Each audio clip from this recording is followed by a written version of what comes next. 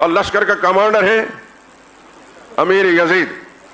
اللہ نے ان باپ بیٹوں کے اندر یہ صلاحیتیں رکھی تھیں. آپ کے لیے وہی رائے بہتر ہے جو میری رائے ہے کہ چپ کر کے خاموشی سے بیٹھ جاؤ, نہ لعنت اللہ علیہ کہو اور نہ رحمت اللہ, کیونکہ اگر لعنت اللہ علیہ ہوا تو رحمت اللہ علیہ کہنا قیامت کے دن گلے پڑ جائے گا, اور اگر وہ نکلا لعنت اللہ تو پھر اگر وہ نکلا رحمت اللہ تو پھر لعنت اللہ علیہ کہنا قیامت کے دن کیا پڑ جائے گا, گلے.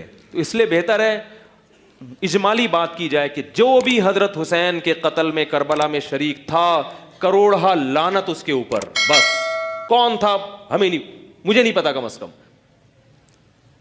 یعنی آپ یہ کہہ سکتے ہیں مجھے نہیں. اور اگر آپ کو پتا ہے تو پھر دونوں کتابیں پڑھیں آپ, جو اشاعت و توحید کے علماء نے اس کے حق میں لکھی ہیں, یہ بعض سلفی علماء نے بھی لکھی ہیں, وہ بھی پڑھیں آپ, اور اس کے مخالف بھی پڑھیں, پھر ایک رائے قائم کر کے آپ کو کلپ بازی کی. میرے بھائیوں اگر مان بھی لیا جائے کہ وہ قاتل ہے, فاسق و فاجر ہے, تو میرے بھائیوں ہماری دعائیں, میں اور آپ ہمیشہ یہ دعا نہیں کرتے اے اللہ سارے مسلمانوں کو معاف کر دے, کرتے ہیں کہ نہیں کرتے؟ تو اس میں یزید شامل ہوتا ہے کہ نہیں ہوتا؟ تو کتنے مسلمان ہیں جو کہتے ہیں اللہ مسلمانوں کو معاف کر دے, تو یزید بھی اس میں شامل ہو رہا ہے.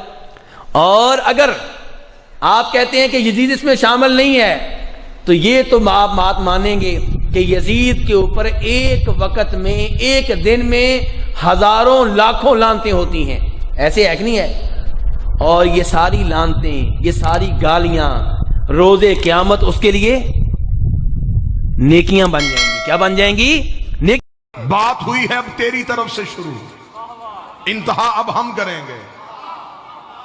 اب تجھے بتانا پڑے گا جس کا تو نے دفاع کرنے کی کوشش کی, کھل کے آ, یزید کا دفاع کرنا ہے پھر پورے دن کا مسلمان بن. چھپ چھپ کے یزید کا دفاع کیسا؟ پھر پڑھ یزید کا کردار پڑھ. ہماری آنکھوں کے سامنے ہم پڑھتے ہیں حسین کا شجرہ, تو بتا یزید کا شجرہ.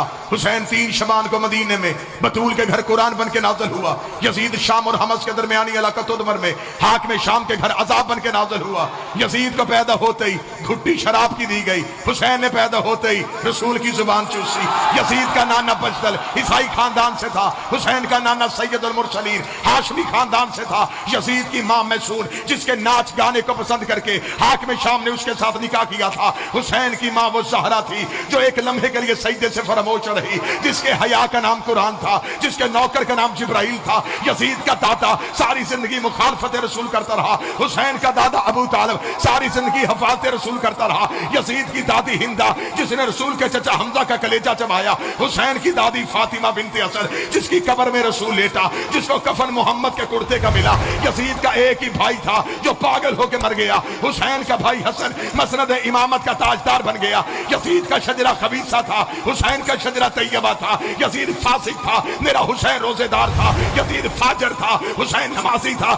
اس لیے 26 رجب کو ولید کے دربار میں کھڑے ہو کے حسین نے یہ جملہ کہا تھا, اور ولید لکھ یزید سے میں تیری بیعت کروں تو کروں کیسے؟ میرے بابے جیسا تیرا بابا نہیں, میرے دادے جیسا تیرا دادا نہیں, میری ماں جیسی تیری ماں نہیں, تجھ جیسا میں نہیں, مجھ جیسا تو نہیں.